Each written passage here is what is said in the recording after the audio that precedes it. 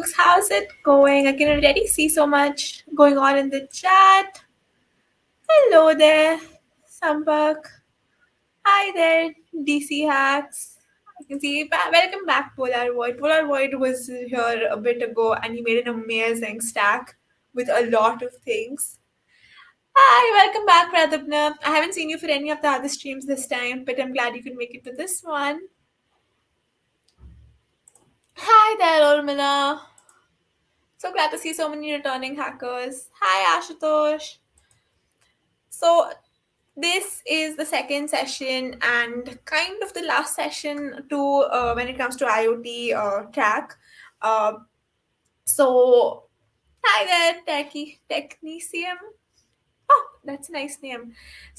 Welcome back, Sujay. Hi there, Dead Nuggle. Welcome back, Zainab. Oh, absolutely, Polaroid. What help do you need? I just realized I'm not flashing the comments while I'm answering them.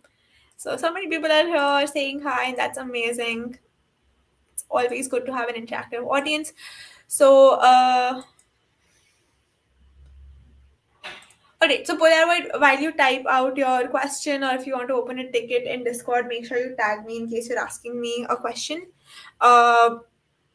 I'm going to quickly give a brief on what we've done till now. So we had two sessions before this. So we had the IoT session one, in which we went over the definition of IoT. We got started. We had a little hardware, guess the hardware or, recognize the hardware session. And we're going to continue on that. But before that, yesterday night, we also had a hardware session in which we started looking into virtual hardware. And we started looking into some concepts of hardware. So I would really like to complete that. Okay, and then we move on to the second part, which is basically learning about protocols and learning about how to design your own product per se when it comes to IoT. All right, so I'll start off the PPT of the second session and the third session ideally.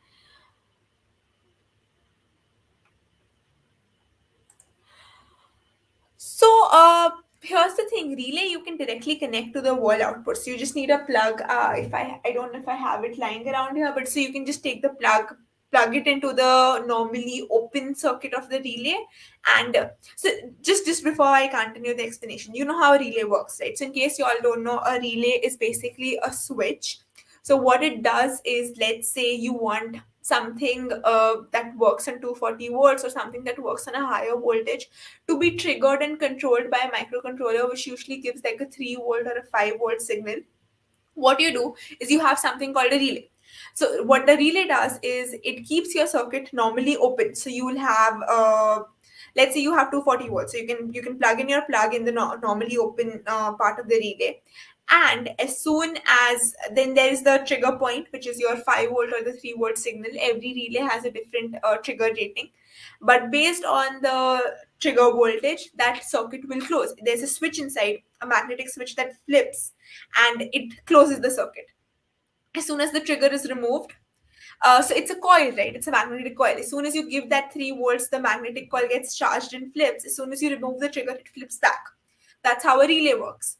So to answer your question, Polaroid, you can just directly connect it to the normally open part of the relay. Polaroid, do you want to maybe quickly share a picture? Because I think I know what you're talking about. Give me 1 second. Let me pull up the relay that I have. Actually, might have a relay module as well, but I actually prefer relay modules for that matter. So, there you go. So this is the relay that I have here. Okay. Hi, Susmita. No, you're not late. We're just answering some question that Polaroid has. So if you see, this is your relay. All right. So I do not particularly remember the connections because I haven't used a relay in a while. So what do? When we do not know how something works, let me share my screen. Share screen. Window. So in case you all have missed the earlier sessions, what we're trying to understand is if you do not know something or you don't remember something, even something as simple as the LED cathode and anode, you go to Google, you type the component's name, and then you add the word data sheet and it'll tell you everything, right? So let's just look at a nice, simpler explanation. All right, Polaroid. And oh, I'm so glad you reminded me of this, Susmita. I've been forgetting this all through the season. Let me just quickly first talk about relay, and then we'll go into the check-in process and how we have a hardware challenge running. And I would love for everyone who's here to participate there. Okay, so this is the relay. You all can see this is the normally closed terminal, and this is the normally open. Normally open basically means the circuit will always be completed and it will have the current running until the trigger is given, in which case the switch will actually turn down the device that you have connected. All right, so you can see this is your trigger point. This is where your coils come. So here is your trigger point. Here is where one of your ends of your 240-volt AC current will come, and any of these coils can be connected. So you can see here is your entire circuit. Make sense, folks? Let me explain again. You are going to have your trigger points over here. This is your ground. This is where your so ground and your normally closed or normally open circuit. So if your 240-volt will get connected ground, or because it's an AC current, there is no ground in VCC, so you'll have one connection here, one connection here. Your triggering current will come here because this is the coil you want to get charged, and as soon as it charges, the switch will flip. Does that make sense, polar void?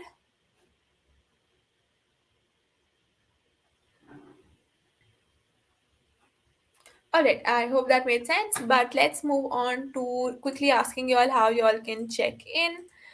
And remember, you all are getting community points every time you all register and check in. So here's the link to check in case you all are new here and don't know how to go about it. This is the check-in link. So you go register and you will be checked in automatically if you register right now.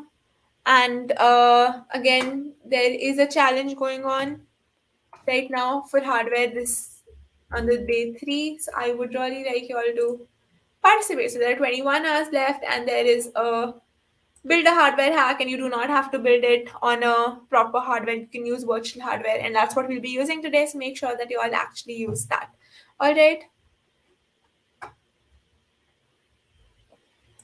All right, folks, I think we're ready to get started. I'm pretty sure you can, considering you all are all smart hackers and you all know how to hack your way around. Because I know a lot of people who showed me how to hack Chrome Dino, and I was genuinely surprised. But I don't think you all need to, because you all are pretty hardworking, and I know for a fact that you all have been attending a lot of sessions, especially you. I forgot my name, so you don't really need to do that to gain all the points that you need. All right, awesome. Let's get started. Let's dive right into it. So I'm going to quickly go over the PPT.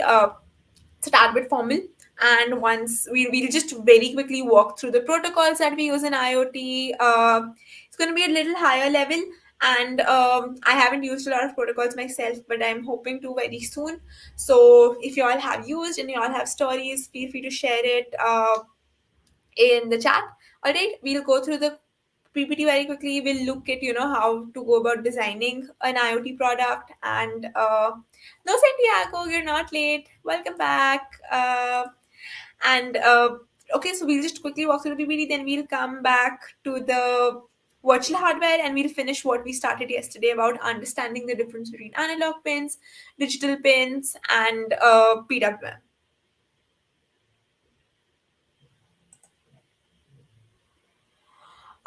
So Smita, in that case, I would suggest you create a ticket, and I'm pretty sure Mary or Ryan will get back to you as soon as they can. All right. The point system is completely handled by them, and they're super soft because there are so many hackers every time. And what workshop are you talking about, Yash?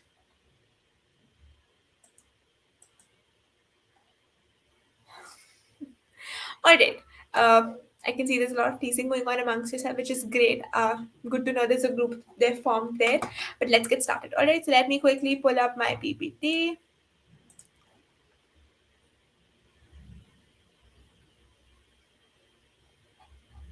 Hmm.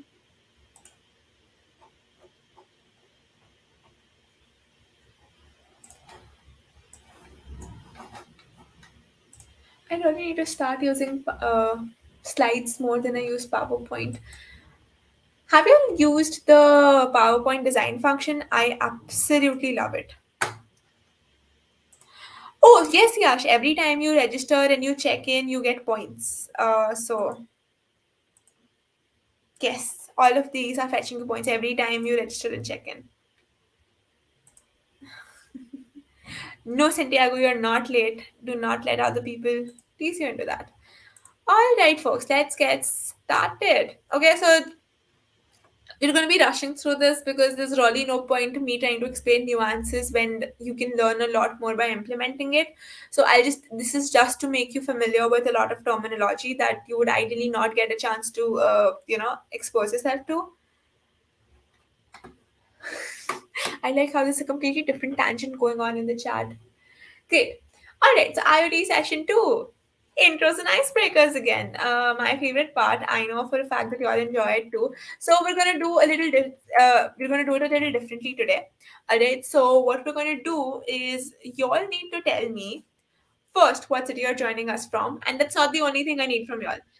Along with that, you need to tell me how do you associate the word protocol. Remember, we did that intuitive exercise to what really comes to your mind. So anything, it does not have to be tech related. What do you understand by the word protocol?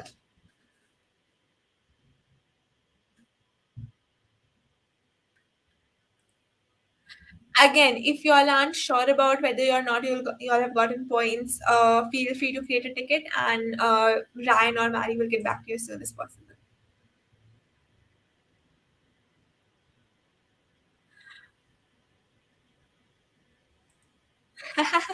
I forgot my name here has such great energy. I can't wait to see what you do with IoT. That is great. Both of you all have pretty good understandings in your own way. Uh, that is a great way to remember something. Samak, is there more that you wanted to say here that you haven't been able to complete? So if you want to just type it out, let me know. Great, great. You'll have very much got the right idea about what protocols are. Hi there, little mint box. I haven't seen you interact in the chat before. Welcome to the stream. Great, Zainab. And I'm so glad that you answered the entire question. Sri Lanka, that's awesome. I follow a lot of travel influencers, and recently, so many of them have been going to Sri Lanka, and I think it's so pretty. Definitely need to visit it sooner or later. Great. So Smita knows a little more technical end of it, but yes, protocols are part of network layers.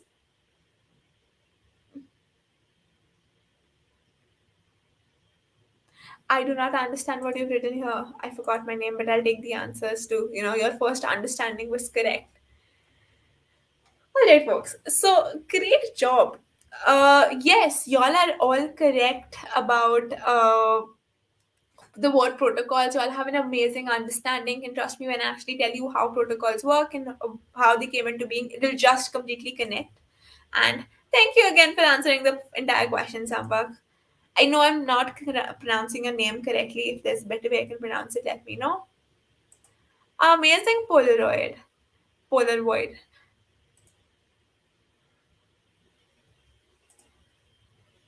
Good to know. Thank you. There is people joining in from California. Isn't it very late for you in California?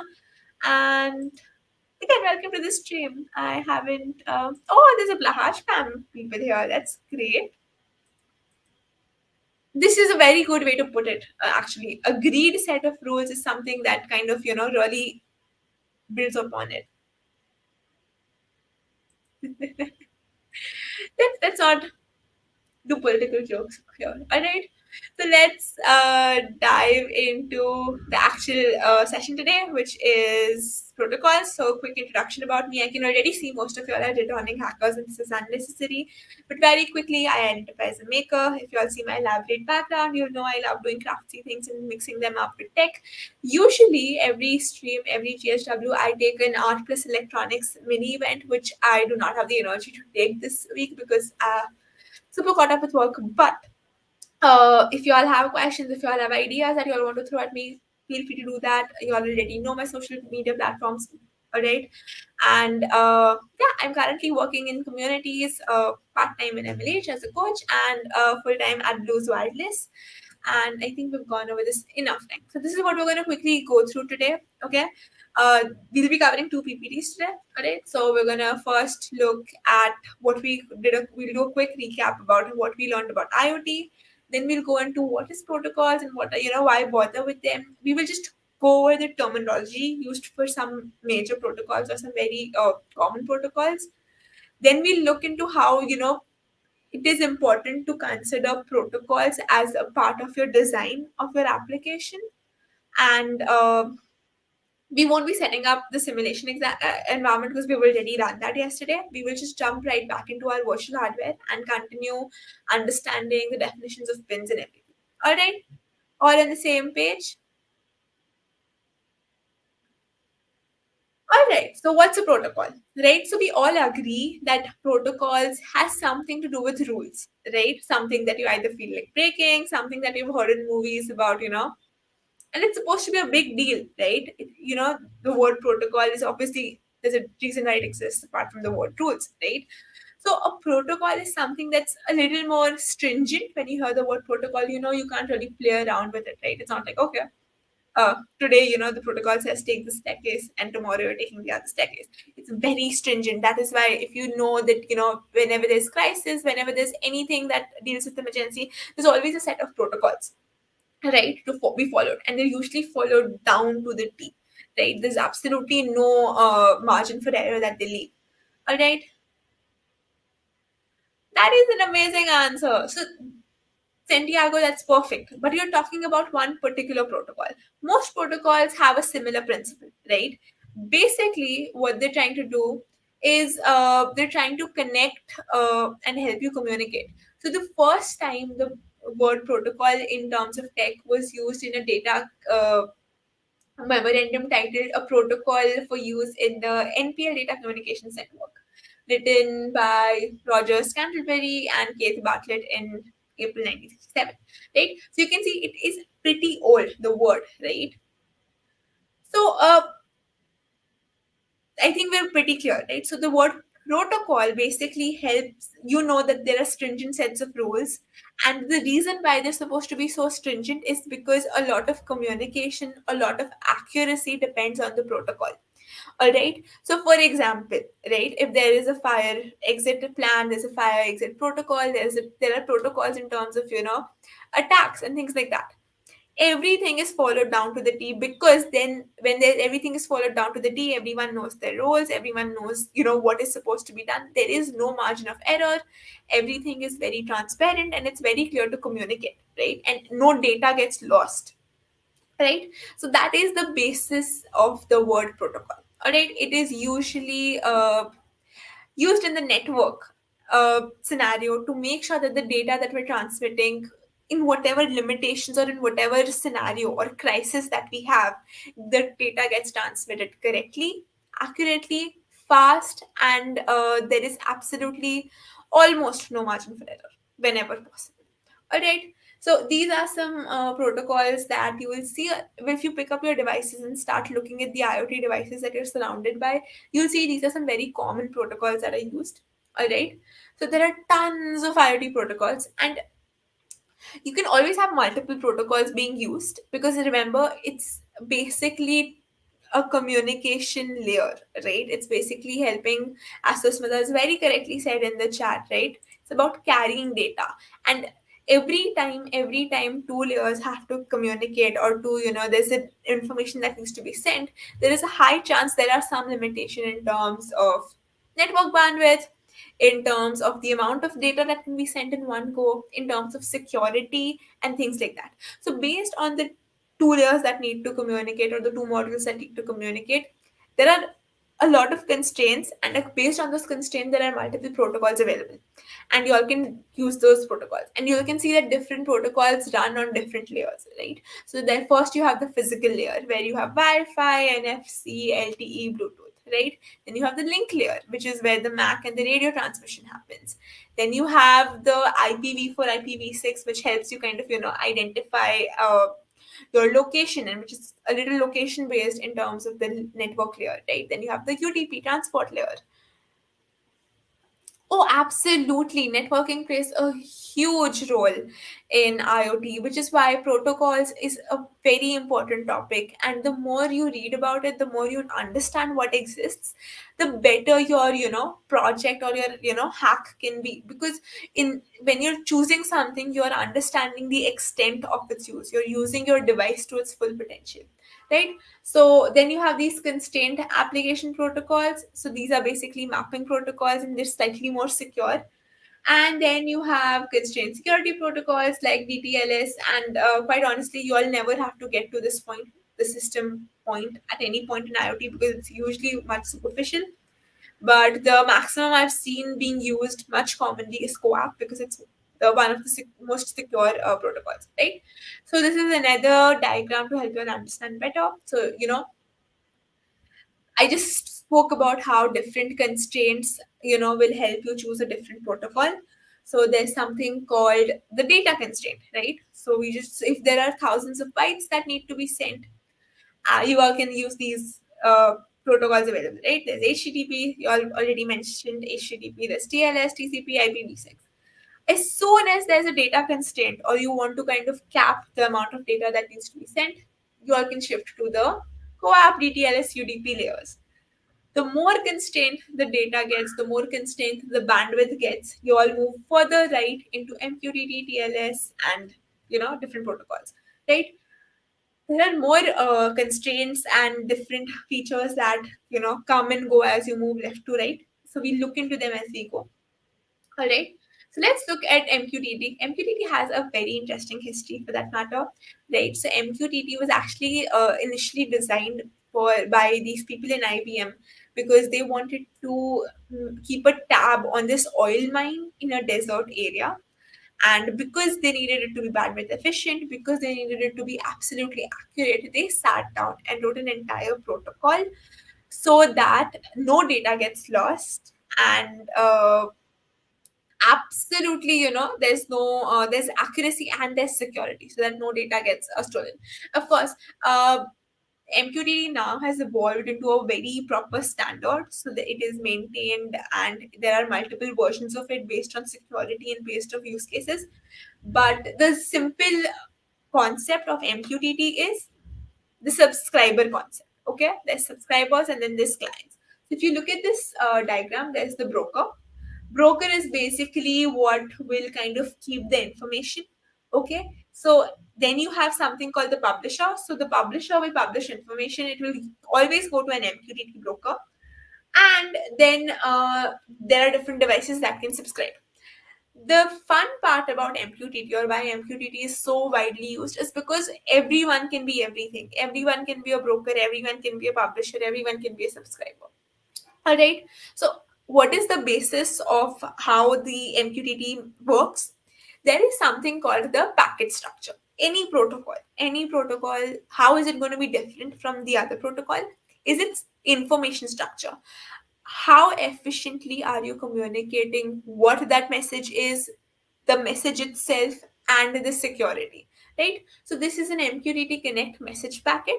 So you can see it starts with all of this is sent in hex. All right, it starts with the header. The header usually means whether the message is a connection request, whether it's a publishing request, whether it is a published message, whether it is a subscribe request. The header kind of makes sure that the initialization of the communication is correct.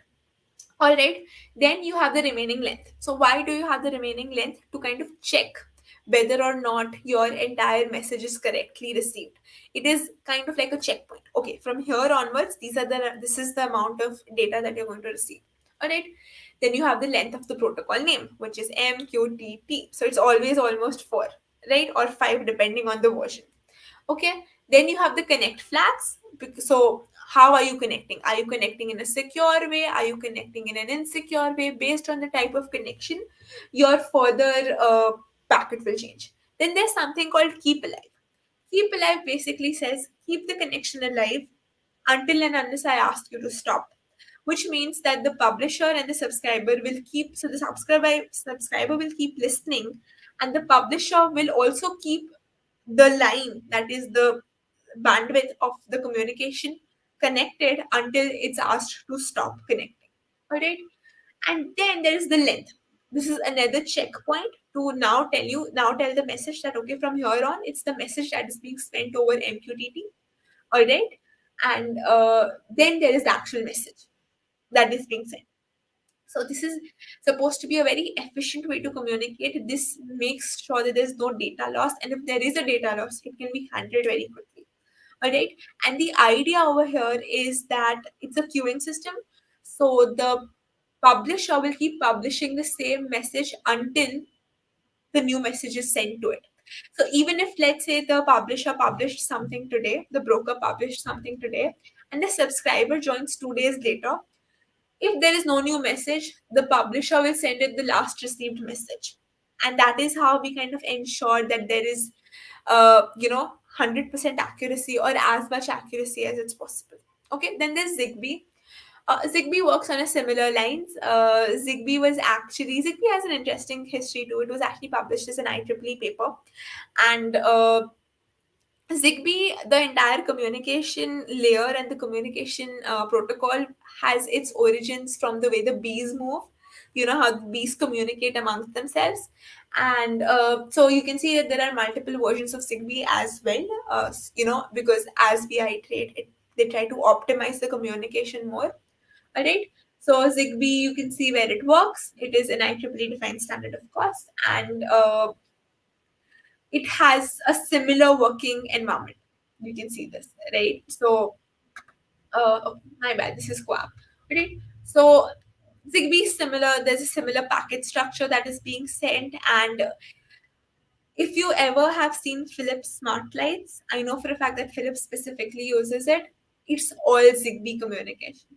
All right, Zigbee is supposed to be a highly efficient in terms of power optimization, which is why in terms of lights, in terms of smaller communication, where the data accuracy is not that much of a big deal, Zigbee is used. All right. Then we have something called CoAP that we already seen, right? CoAP is very similar to MQTT except the layer in which it communicates. All right.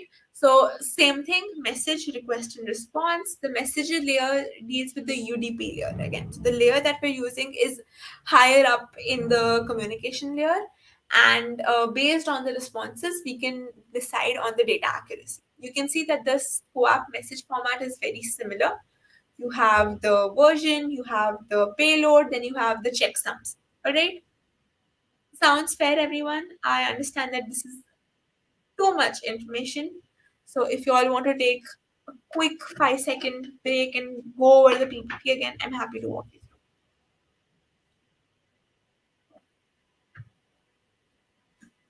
through. All right, let's move on. Then there's BLE. BLE is one of the most commonly used protocols when it comes to medical devices, because Bluetooth offers a very nice power optimized, very easily available tech for most devices, and it provides very good security. Because so this is supposed to help you understand how different applications require different types of protocols, right? So let's say you have one device. Let's say just take medical health, for example, right? So medtech, based on the type of devices, based on the information being sent. For example, your weight management, it's not much of a secure data, right? I mean, you can't do much with the weight data. So you can send it over a slightly open network. But at the same time, when it comes to chronic disease management, security, while security is a huge impact, huge point of concern, so is the data accuracy, and so is the more information like the location, because we're talking about chronic health stuff. So that's where, along with BLE, there's the GSM GPRS protocol, which is a cellular protocol. All right. And then last, there is something called the vital signs monitoring, which is security, but it is such frequent data that you just want the data to reach securely, and then it's okay if it's not kept up to date, right? So you can see how protocol understanding will entirely change your design. And if you actually look, so again, this is a similar diagram to kind of help you understand that the protocol decision does not limit is not limited to the device communicating. How the data is sent further on to the your application receiving from the protocol also matters. What are you doing with that data? Do you just want to display it? Do you want to process it? And things like that. All right.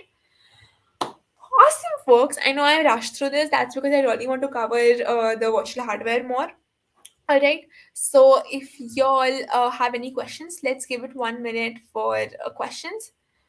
And if not, we can quickly move on to designing our own hardware, and we can go back to our virtual hardware. Ronak, whose full name are you asking for? Are you asking for my full name? And welcome to the stream. Uh,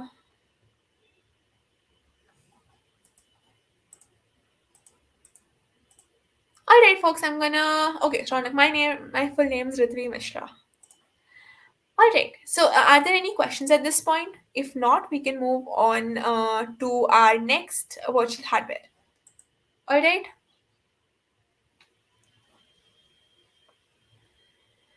I see the chat has gone quite dead. Did I go too fast? Did it not make sense? Is it not interesting enough? Because if it's not, I understand there's a lot of terminology being thrown, but we'll come back to our Uno project now and we'll continue this and continue designing this.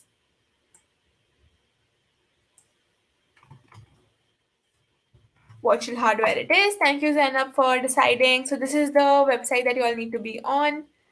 I'm glad you're finding it interesting, Ronak. Protocols are genuinely one of the most interesting things in IoT, and there's still so much research going on in that end for that matter, because right now there is ML and AI coming into IoT, and there's so much data there that the protocols that you use actually make a lot of difference. I currently work in a cellular IoT company, and even then, there is so much bandwidth to selecting how you send the data from the microcontroller onto your, different applications. It's a lot of fun.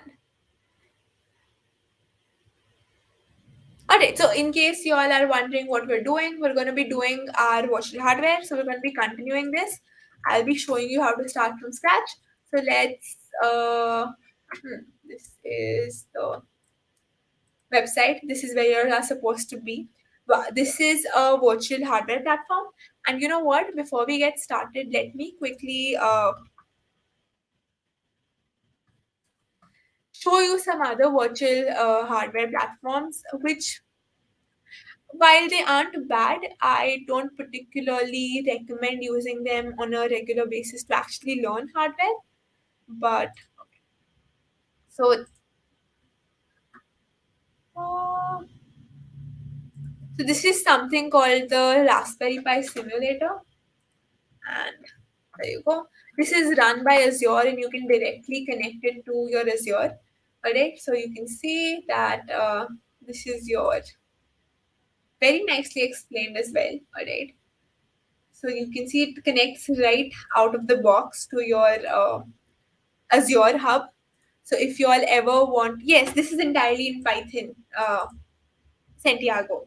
Raspberry Pi always works in Python, and this is yeah. So I'm gonna drop a link to this in the chat.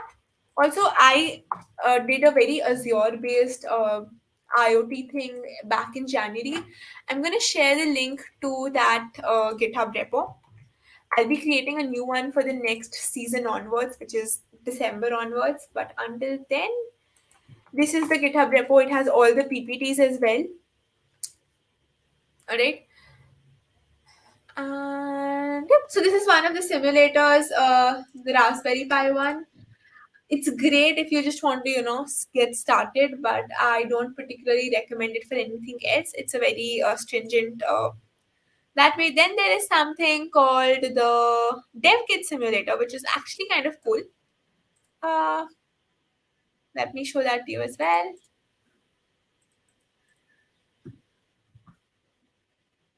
This is the dev kit simulator. This is a very specific kit that the Microsoft folks have designed, and you can use it completely. So you can see there are a lot of sensors already attached to the board here, and you can use this right out of the box in the code here.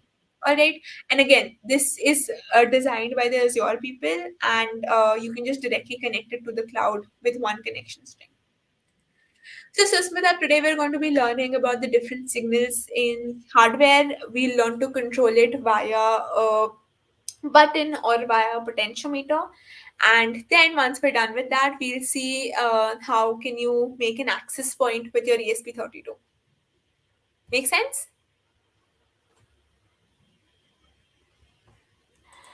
All right, folks. So these are some of the simulators. Let me put in this simulator as well in the chat, and you all can always check out the GitHub repo. All right. So let's go back here. Yesterday we were talking about digital reads and analog reads. Okay. So I'm glad it does. And so what I'm going to do is I'm going to start this all over, and then we'll come back here and maybe look at. So this is the website link that I shared. I'll be sharing this again in case you all missed it. All right. So here's the link, and what we're going to do is you click on. You'll have to sign in. As soon as you sign in, you can click on your profile picture. Over here, you go to My Projects. When you go to your projects, what you can do is you can click on New Project. Okay, you can select the type of board that you want. So you can see there are multiple boards here. And yesterday we were talking about MicroPython and CircuitPython. There's a difference, and you all can see what the difference is when you go here. All right. So yesterday some of you all asked whether we can run Rust on IoT, and you all can see over here that yes, you can run Rust on IoT boards. And what we want to do right now, though, is we want to select an Uno. Okay. As soon as you select an Uno, you can come here and add new paths. So you can see the multiple parts available here. And what we want a very simple, first of all, we want a potentiometer. So we have two potentiometers here. We can add both of them or just one of them. So for today, for the sake of simplicity, I'm just going to add one of them, the round potentiometer. And what we're going to do is we're going to add an LED, not a push button, an LED. So let's go here. Let's add an LED. Okay. We're going to do a revision on anode and cathode very quickly again. But you have a potentiometer, you have an LED, you are ready to get started. All right. And if you all are following along, let me know if you all have reached this point or need help reaching this point, and then we'll continue.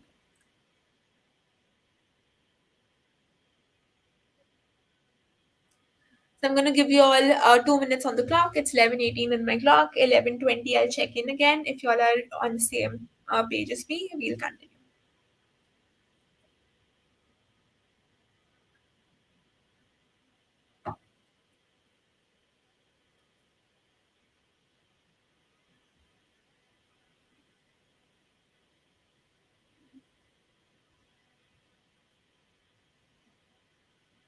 All right. Is anyone following along?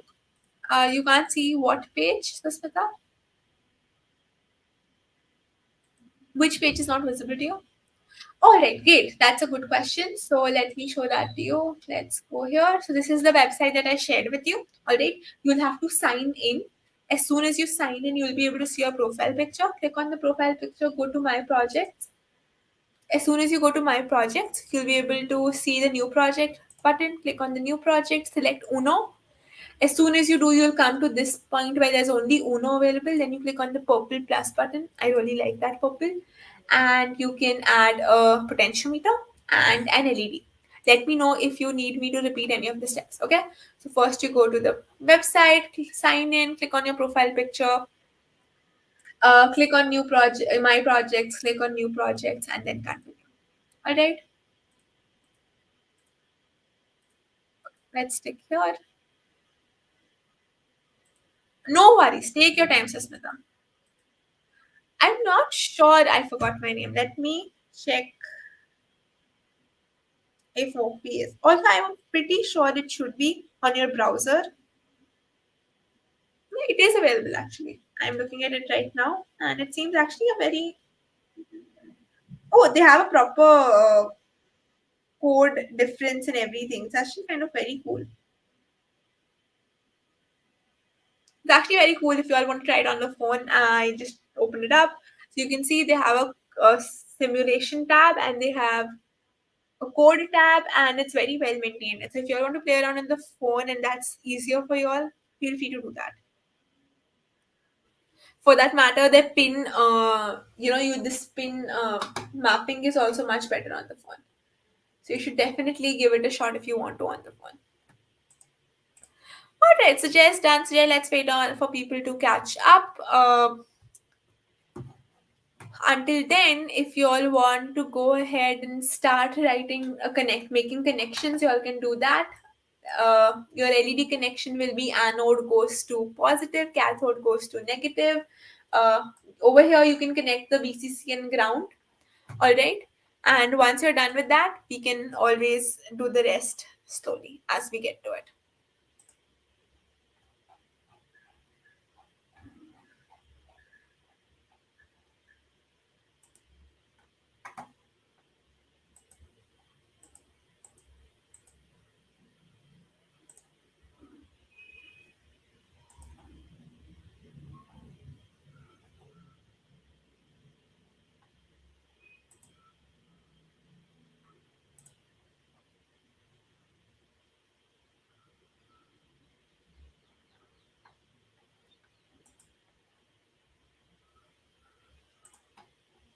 Yes, after clicking the purple button. So purple button, potentiometer, and LED.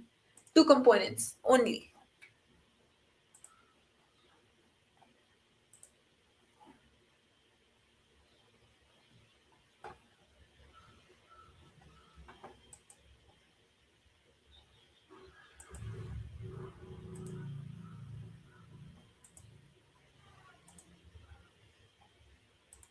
That is a great question, Santiago. So a potentiometer is essentially a variable resistor, right? So what happens with a variable resistor? You can basically control the resistance. We'll see what it does in just one bit. All right. So basically, as soon as you vary it, every time you vary it, let me show it to you over here, right? So when I run it, let's remove everything else for the time being, right? So let's remove this. Right, so basically now that we hit, right, so you're getting analog read one, which is basically your potentiometer, and as I vary it, you can see that its value is changing, right? So it's basically changing the resistance, and based on the resistance, it's giving voltage value. So over here, if you see, the resistance is maximum, which is why you're getting zero voltage. As you go ahead, you're getting maximum voltage, that means the resistance over here is the least. Alright, does that make sense, folks?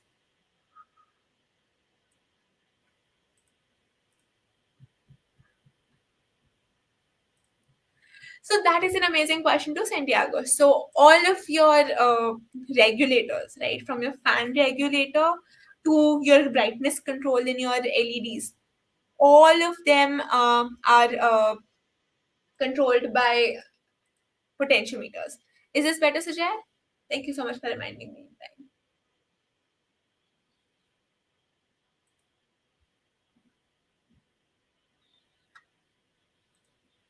Yes, it actually is, Ritesh. So your potentiometer that you learned in school was basically the resistance varying through the length of the wire, right? The same concept, except over here you vary the resistance, and the principle inside remains the same. All right, I'm glad it is fine now. Okay, so Smita, how are we doing? Are we on the same page yet?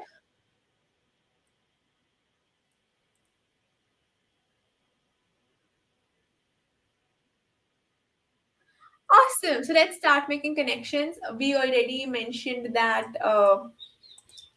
anode is positive and cathode is negative, right? So let me flip this and you can see this is the anode. This can go to the reason why I am putting it in the wavy lines. Okay, so if you see over here, There are some pins with the wavy lines, right? The tilde over here. So the tilde is where I'm putting it.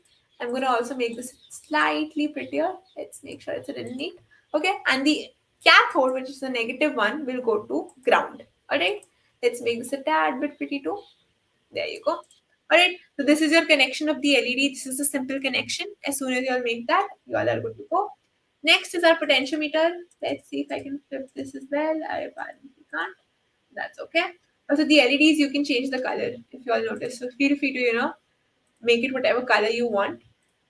Okay. And we go up over here. Remember yesterday, in case you all missed the session, not just efficiency, Santiago, but just generally controlling the speed of something, even your motors, right? If you connect it to your motor, you can control the speed of the motor and things like that. But we'll see how to use it, and then you can understand the extent of its application. All right. So we yesterday discussed that any component, any module that you pick up, there are two things that it'll always have, right? Can anyone remind me what those two things are at any given point?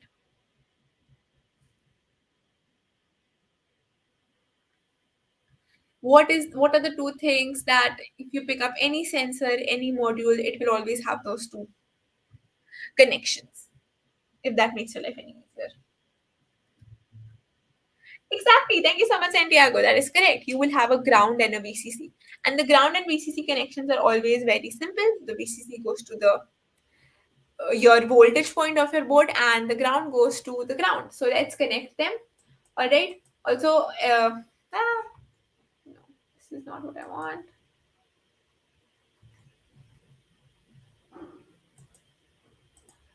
Let me just delete this component altogether. All right. I'm gonna get a new component, potentiometer. There we go. All right. And we're going to take the ground, connect it to the ground. All right, you can connect it to any of the grounds. You can take the VCC, connect it to VN. All right, then we're going to take the signal pin. And where do we connect the signal pin? To the analog value. All right, let's connect it to A0. All right, let's try and make this a little neater. There we go.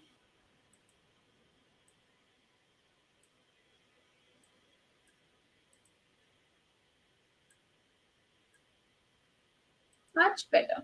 All right. Make sure that your connections are neat so that even in future, if you want to refer to it again and understand what's happening, it's much easier for you to do so. All right. And I'm going to take this below as well.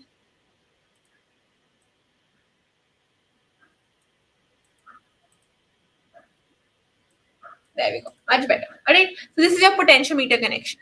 All right. We will understand why we need. Thank you so much, Polaroid. Why are we doing this is to understand the different signals. Okay. And what we're going to do now is we're going to start reading our values. All right. So we're going to read our analog value. So remember yesterday we spoke about two parts of the code. The void setup is what runs one. As soon as you hit the reset button, void setup runs one, and void loop is what runs continuously. That is a great question, Santiago. So your 5-volt output is basically your 5-volt output, and your 3-volt output is your 3-volt output. That's very obvious. We'll see the difference on why we want to either connect it to 5 volts or 3 volts as we go. But V in is also a 5-volt output. All right, and it is also a sink basically. So what do we do every time this happens? Every time we don't know, we'll go to Arduino Uno and we'll go to datasheet, right? And we'll understand how it works. This is a great habit for you all to develop in case you all are wondering. Being able to look up data sheets and quickly reading and inferring data sheets is an amazing skill that you all could do really well with. Okay, so let's go into our board. So this is our board. We can see that there is the reference over here, and this is how it works. So you have your V in, which is connected to your 5-volt. This is your USB VCC, which goes into your 5-volt. Then you have your power regulator, and then you have the 3.3 volts. It's basically power outputs, but just so that you have different modules. There are some modules that do not work on. Thank you, Zainab. Exactly. We go to data sheets. And so VIN is just basically a sink, voltage sink. You can also connect it as a sink, but it was also something that's giving power. Alright, and 3.3 volts here is the output. Does that make sense? I'm pretty sure there should be the VCC over here shown as well, but it's basically the same thing. Alright, you can see again here, all these red are basically where you will get your power, and VIN is basically telling you that it's connected to the USB route. Alright.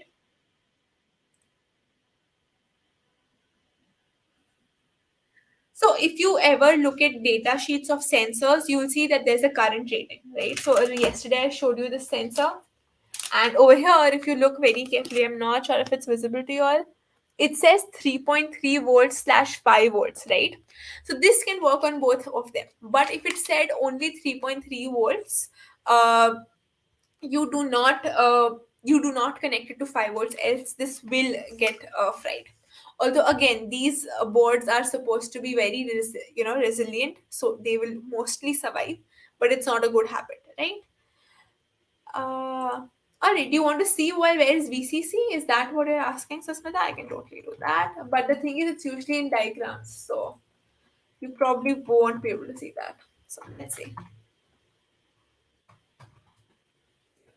That's because VCCB and they're in diagram, so it probably won't be able to pick that up. But you get the point now, right?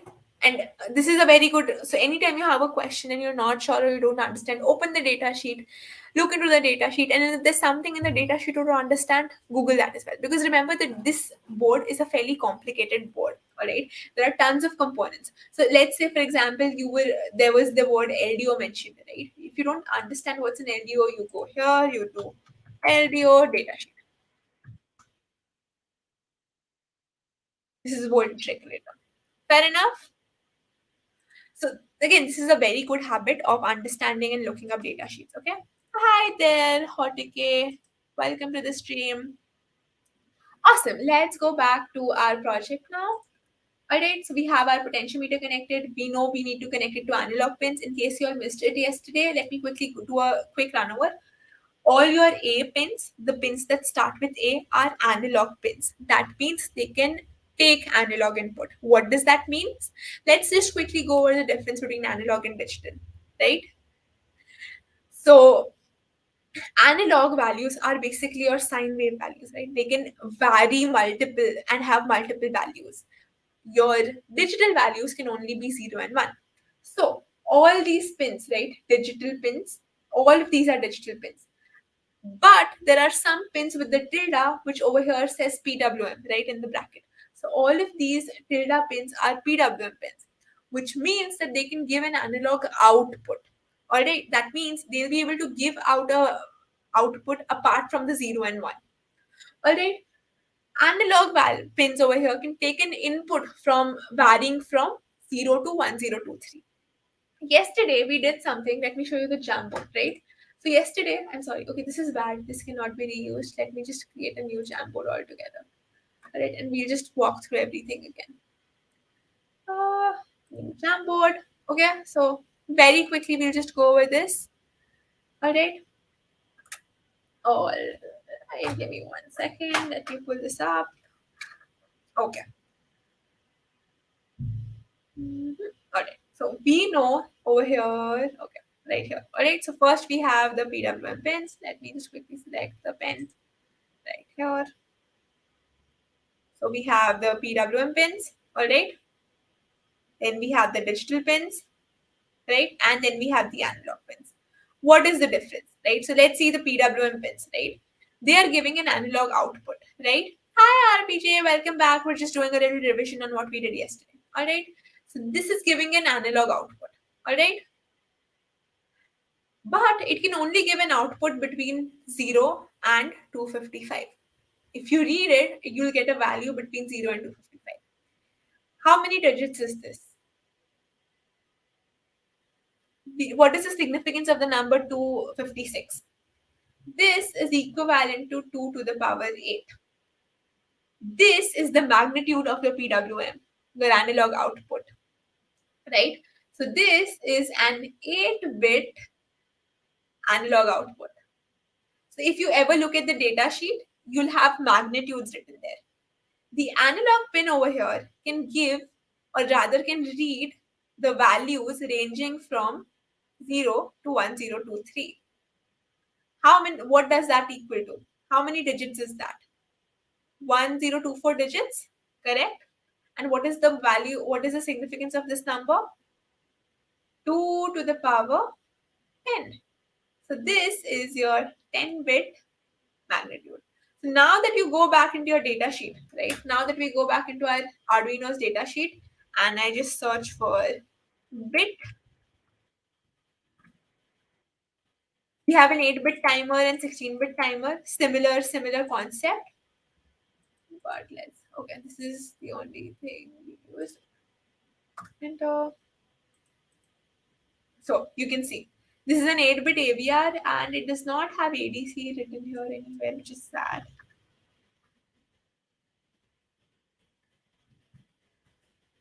Okay, we'll just do another quick search. So we over here we go Arduino Uno ADC. So you can see it says it has a 10-bit ADC. We just saw that, right? An analog to digital converter. And now I'll search for a DAC. So Arduino technically does not have a DAC, but basically what we're trying to say is we have a 8-bit converter, which is why we have PWM and we don't really have a very consistent DAC. All right. So it will say that no, it does not have any DAC periphery, but we can implement an 8-bit DAC that we just looked at, right? We know that we are getting an 8-bit output, but it's not particularly a DAC output. But in a data sheet, if you look for ADCs, you will see that there is a magnitude of the ADCs. Now, why bother with the magnitude of the ADC or the DAC, right?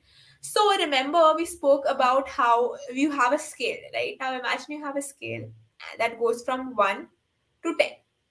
That means you can have 10 levels of sensitivity. You can measure 10 things, right?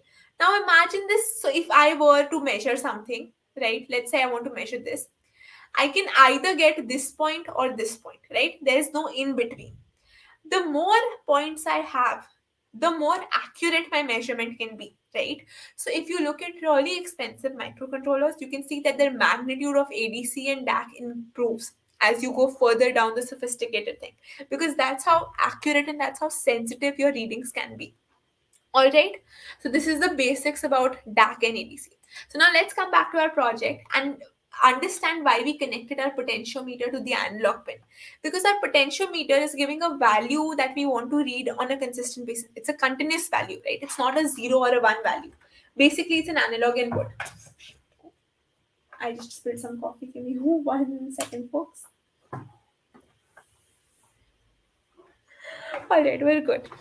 Okay, so we are taking an analog value input, right? Which is why we need to connect our potentiometer to the analog pin. Okay, our LED can operate on a 0 and 1, but remember, when we want to control the brightness of the LED, we can vary the voltage and actually control its brightness, which is why we're connecting it to the PWM pin. And now we'll see how we use it, right?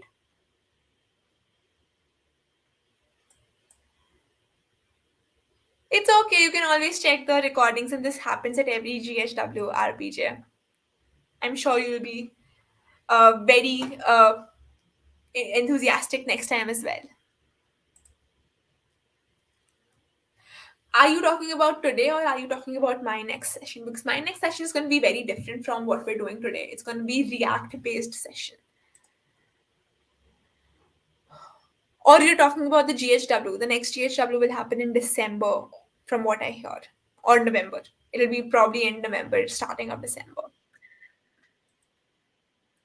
Okay, does that make sense to everyone? What we studied about the bit and the magnitudes? I hope it made sense to everyone. Okay, so let's go on to our code now. Hmm. The session after mine, I think there is no session until evening after this. Let me quickly check the schedule and send you the schedule link as well. So this is the link to the schedule.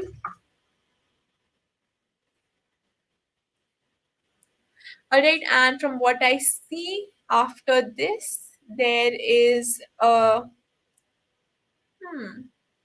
cup stacking IoT. So the next session is directly at 1:12 p.m. That is today in Global Hack Week. That is your daily opening ceremony.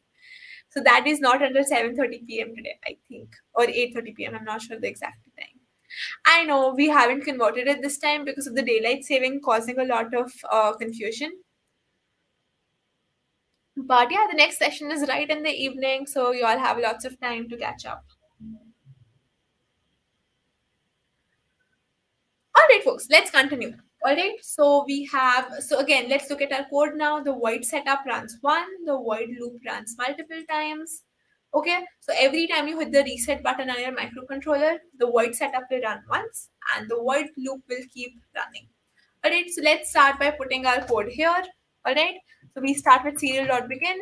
This is the baud rate. I explained the baud rate yesterday. So if you all want to go quickly have a look at what baud rate does, go ahead and do that. All right. Next, I think for the time being, we can just leave our serial begin at that. Let's come to our loop. All right. What we want to do here is we want to start reading the potentiometer. All right. So we're going to do an analog read. Okay. The pin number.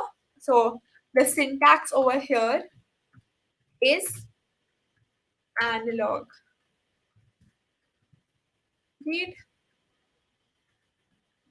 and over here is the pin number that you are connected to in your board, on your board. So, and there's a semicolon right here, semicolon, and the analog is supposed to be small. All right, so this is the syntax for analog read. Okay, now this is a very useless statement because even though it reads it, we can do nothing with the value. So I'll be declaring a variable here. Now remember, it's a continuous value. Now even though this continuous value is an integer, you can always take a float as well. I'll take an integer over here, so I'll take an int reading 1, so a1 equal to analog read a0. Now we know that the analog read value is getting stored in the a1 variable. All right, let's write our next line of code. Let's print what we're getting, right? We're going to do a serial dot print line automatically adds a new line character after everything, and over here we're going to do the potentiometers value is equal to, when we go right here, we're going to concatenate our value. We're going to do a string. This is the mistake we were making yesterday. So we're going to do a string. We're going to add an A1 here. And what we're going to do for the sake of looking neat, we're going to add some space and a full stop. All right, so let's just run this much code and see what happens. Serial.begin 1100 or 115200 is the baud rate, and the baud rate is basically the rate at, or it's the bit rate at which the microcontroller communicates. So there is something called the frequency of data, right? So there's one thing, there's data. So the frequency can be 2 hertz. So if the frequency is 2 hertz, that means I'm giving you data 2 times the same data in 1 second, right? But how fast I give you that data every time is the baud rate, right? So what would the frequency be? I'm telling you hello every second. That is 1 hertz. So hello, hello, hello every second. But how fast I say hello, hello, or hello, that is the baud rate. That is how fast is it communicating that data. The frequency of the data is something different. No, the fact that it's not the same for all sensors is why you want this to be able to change. Because a lot of sensors cannot give you a very high baud rate. They very slowly communicate. So yes, it eventually does affect the frequency, but it's a totally different thing. Does that make sense, Santiago?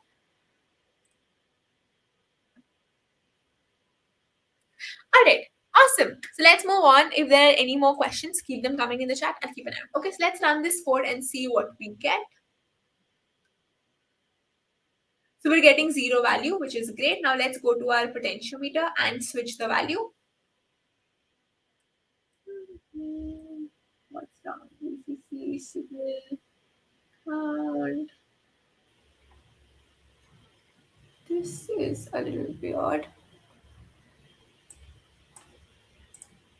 Is this the data type that's wrong? Let's see. Float.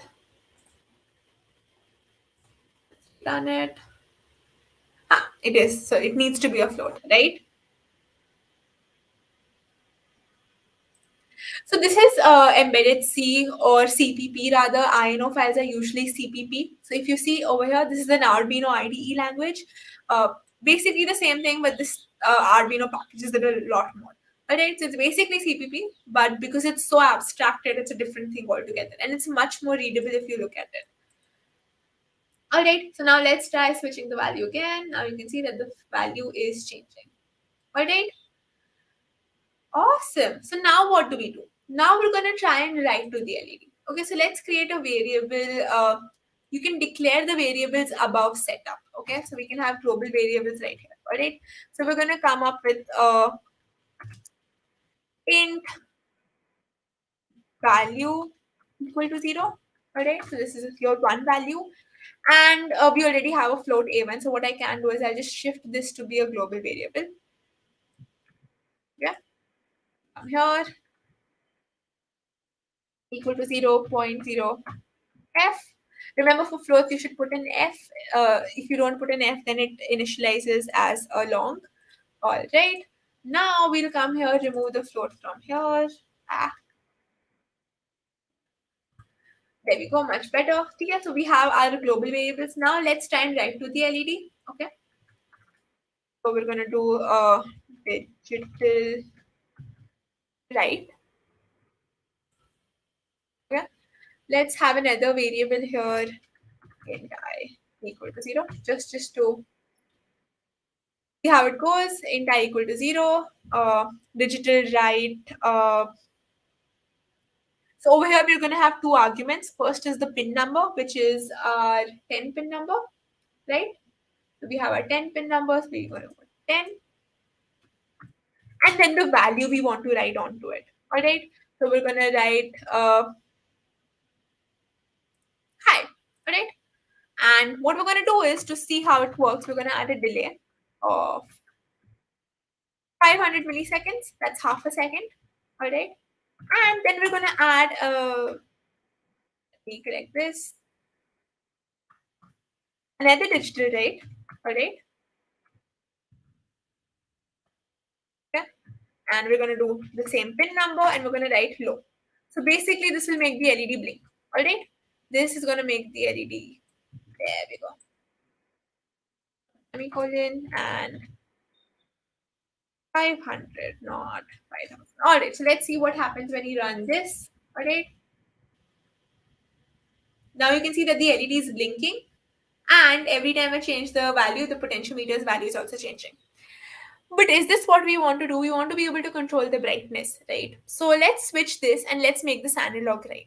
All right, so let's switch this analog, right? Now this is not a valid argument. Remember, we can have a value for analog ranging from 0 to 255, which equals to 256 digits, which equals to an 8-bit output. All right, it's not a DAC, right? It's not a DAC, so we can't call it a DAC.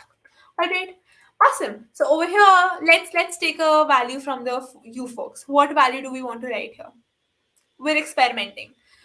So give me a quick number to write in the ID.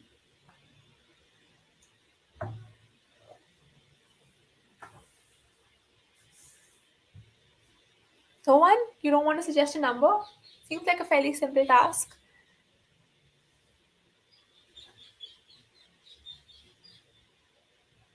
I'm really hoping there's a delay in this stream and that you all are actually following. All right, until you all don't. Okay, 255. Thank you. I'm asking the number you want to write. So, Sajay, you can give me the next number. Over here, I'm going to put 255. And over here, let's make this analog as well. You can give me the next number to write to the analog number to write to the LED. Anyone, any suggestions? It cannot be 255 again.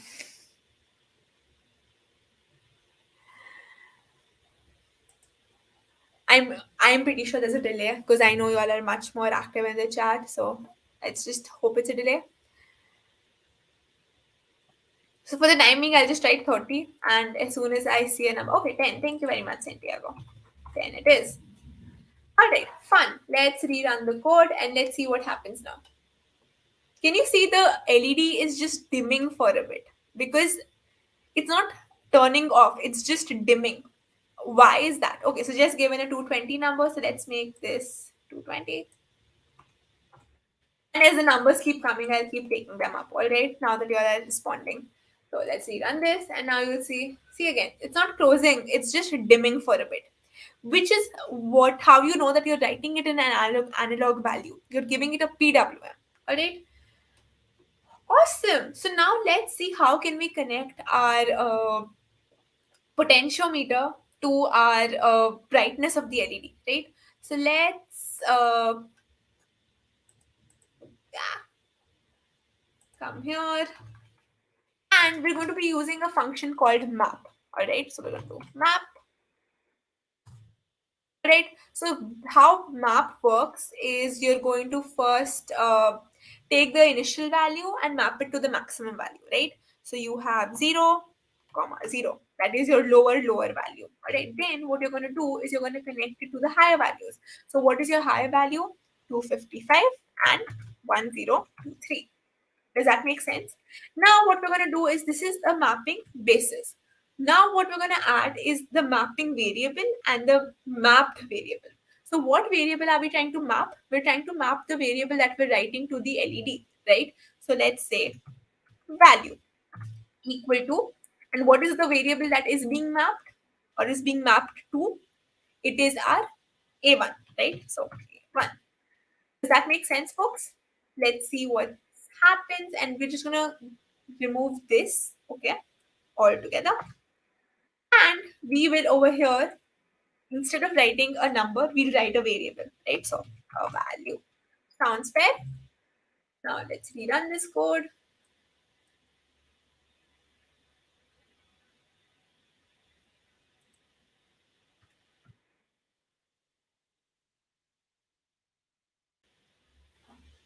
It's taking too long to run.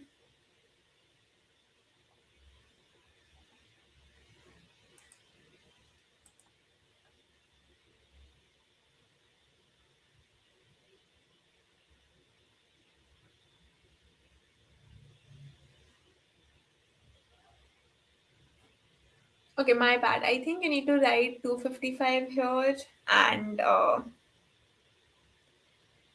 the value there. So we'll have 1023 and 0 over here and 255 here. Alright, this should make more sense.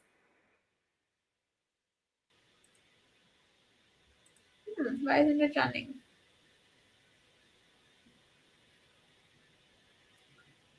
Alright, awesome. So now let's see if this changes. You can see that as I'm changing the potentiometer's value, the LED is getting brighter and dimmer. Does that make sense, everyone?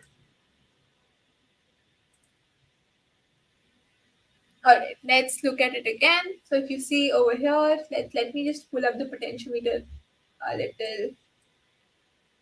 Stop. Let's put it up right here. And let's have a quick look, right? So then I'm going to do this again. And you can see that the LED is lit. And as soon as I change its value, you can see it's dimming, right? And it's going up again when the voltage is the highest, right? So the voltage over here is the highest, that is 1023, and it's the brightest. And then when I bring it here, it's almost gone. So analog, right? This, right? So what this is doing is it's writing on the pin 10 the value that the integer value contains, and the value is basically being changed by the potentiometer's value. So no, we know that the potentiometer's value is ranging from 0 to some number, and that some number is basically being mapped to the variable value between 0 and 255. So let's go back to our Jamboard. So imagine this is your one scale, right? This is the potentiometer scale, all right? Right? And then there is another scale, that is the LED scale, all right? So this is the LED scale. Okay. Let's just try here. All right, so this is the, okay. Sorry folks, LED scale.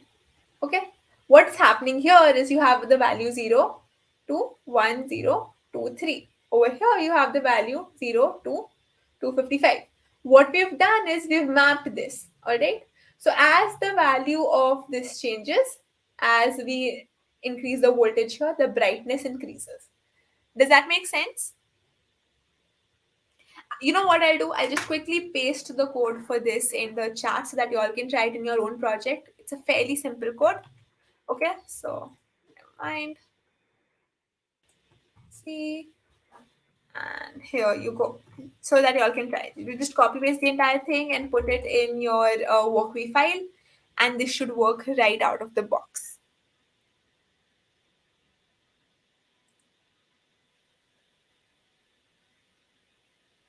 Does this make sense, folks? As soon as you all are ready and understand this, what we will try to do is we'll try and send it over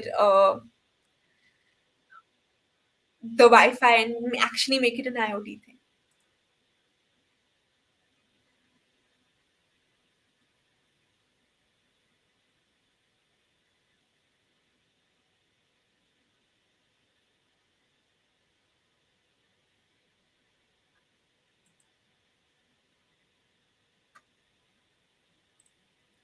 We're doing both, suggest. So understand this. When the value over here is zero, that means the resistance is the highest, right? Which is why the LED won't turn on. As you move the potentiometer towards the VCC side, you can see that the voltage over here, this is basically a voltage rating, right? Is rising, which means that your resistance is decreasing, right? So basically that's what we're doing, right? And as it reaches 1023, the LED is at its brightest. Does that make sense, Ajay? Correct. From left to right, we are decreasing the resistance. That is correct. Awesome. So, okay, folks, I'm going to give you exactly 4 minutes on the clock to reach this place. If there's anyone who's facing trouble in running the code or making connections, let me know. All right. And we'll help you all out, and then we'll continue into actually trying to connect maybe an ESP or just taking an ESP altogether.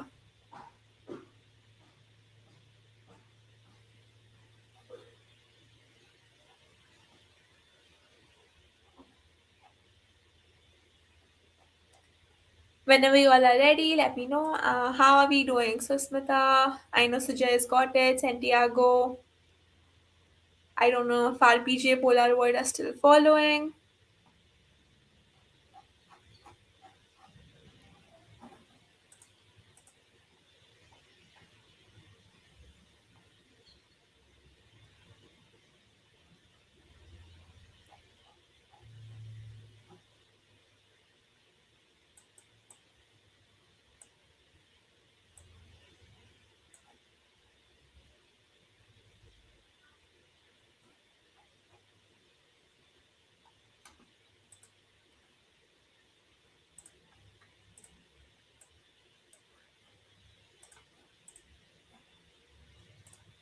That's all right, Polar Void.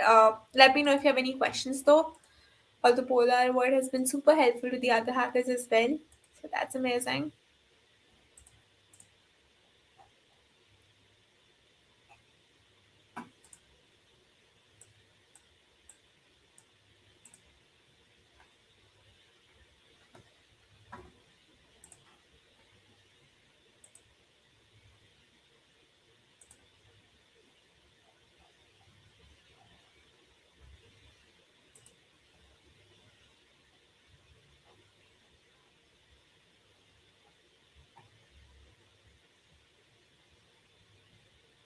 Whenever you all are ready, folks. Awesome, Santiago. Glad to know that you're also watching. You all can always follow it along in your own time.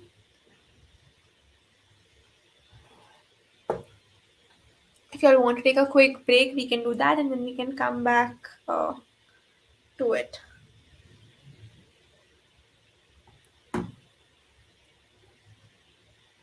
That is amazing. So the fun part is we haven't really got into IoT just yet. We're still in the part where we're understanding the hardware rather.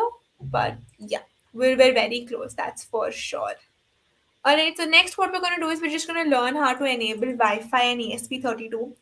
on this Workwe platform. Once you all do this, once you all are able to enable the Wi-Fi, tomorrow what we'll do is tomorrow in the React API session, we'll see how we'll connect to an API through Workwe and actually use that to build an application. Does that make sense? All right. Great. So let's go back to our Workwe. Let's create a new project. Let's use an ESP32. Very simple thing. It's going to take maximum 5 minutes. What we're trying to do is we're basically trying to enable Wi-Fi and trying to enable an internet connection. So let's see everything that's available to us here.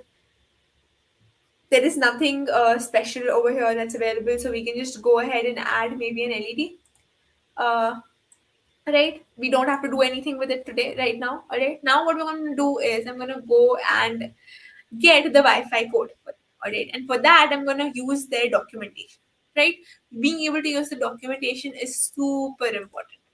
So let me go to their potentiometer, so you can see they have all their different uh,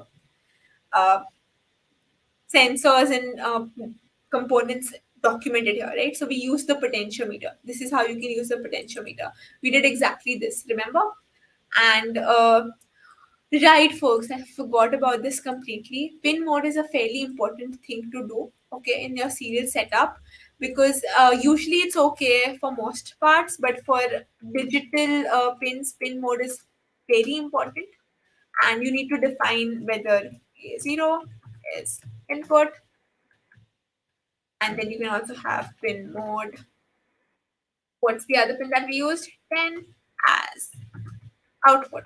Alright. This basically helps set the context. Okay. This won't change anything, but there we go.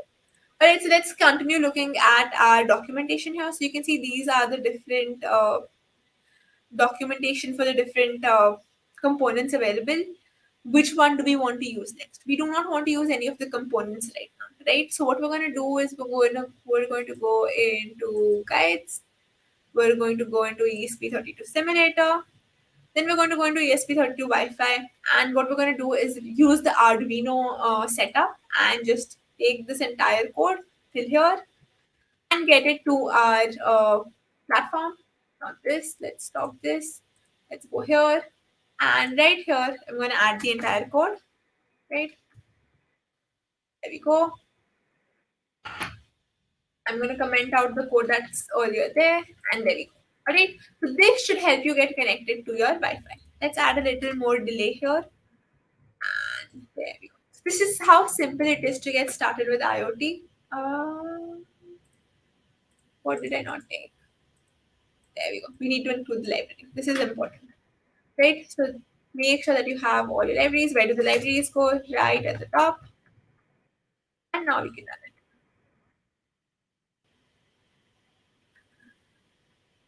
And while it runs, you can come here, read the entire documentation. Okay? And reading documentation is always amazing.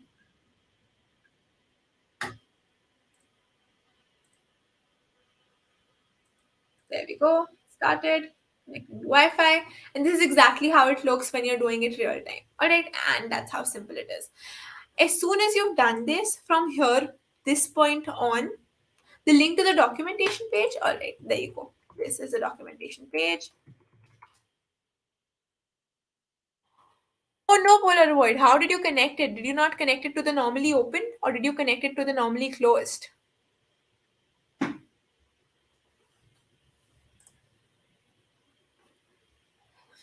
Alright, so this is the guide, and from this point on, you're connected to the Wi-Fi, and you can actually actually start with the protocol part that we spoke about. Look into MQTT, look into what all can be done. Alright,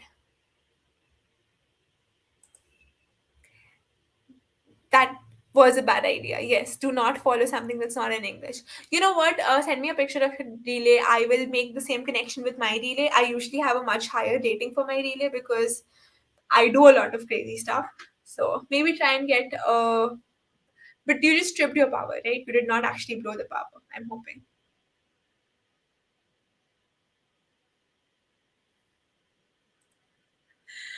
All right, folks.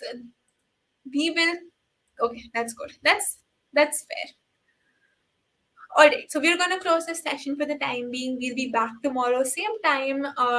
Tomorrow morning, we have a mini session first. We have Chrome Dynamo, then we have the technical session. And what we'll do is we will actually get connected to the APIs and connect our hardware to APIs and actually build a data visualization thing. And I'm kind of excited because I've started learning React fairly recently, and the same time as today, Santiago, when we started today morning the mini event, it was 9:30 a.m. IST. You'll have to see if you're joining from India, you'll have to just see what time it is for you if it's not in India. All right, awesome, folks. I'm so glad you all could join in, and yeah, I'll see you all tomorrow. And I can't wait to see how what you all submit for the hardware hacks. There's some amazing stuff that I know you all will be doing. All right, bye, folks. I will see you all tomorrow. Bye, Sana. I'll see you tomorrow. Bye, Santiago. And